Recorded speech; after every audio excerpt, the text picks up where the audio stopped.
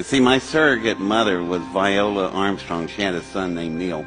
Oh, really? As you know, the story goes, he went down to Antarctica, had a heart attack, stroke combo, and came back. And then there was stuff on the internet. And I had to look at Buzz and ask him, Buzz, what happened down there, Bud? Buzz did say one thing, and it just stuck in my head. It's the way he said it.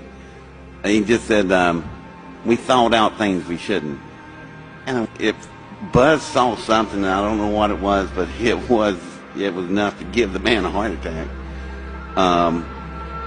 So if there are beings down there, I would think these beings never planned on us. They've been there, they came in millions of years ago. They've been under ice for millions of years. I don't think they were expecting us. Let me ask the thing about Buzz Aldrin, that there was this very cryptic tweet that came out during his stay down there. He said, "We have seen the faces of evil and we're all in danger." And this is right before he had his heart attack. And I can tell you, logistically, to do a medical evacuation from the interior of Antarctica is very difficult and very expensive. So something must have majorly gone wrong.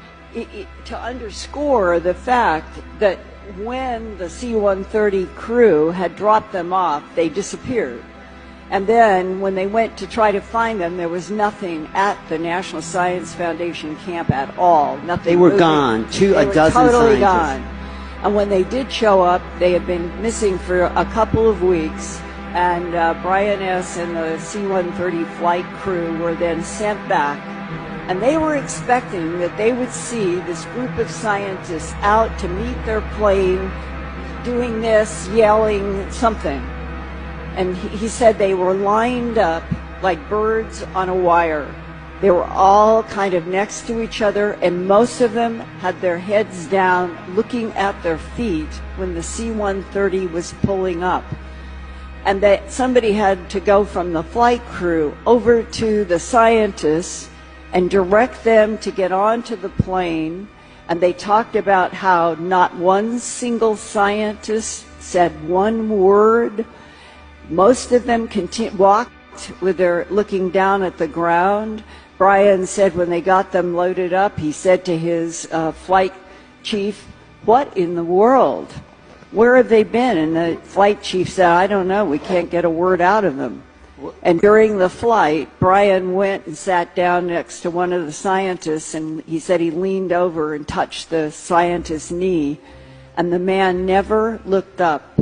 And he said, it was as if we were dealing with 12 or 15 people who had suffered post-traumatic shock syndrome, that they were unnaturally frozen in their position and no speaking, and that they all looked afraid.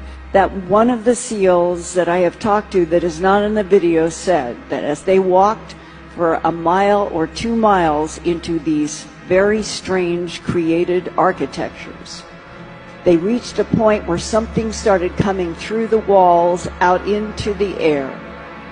At first, it would go in and out of visibility, and then they realized that their minds were being manipulated.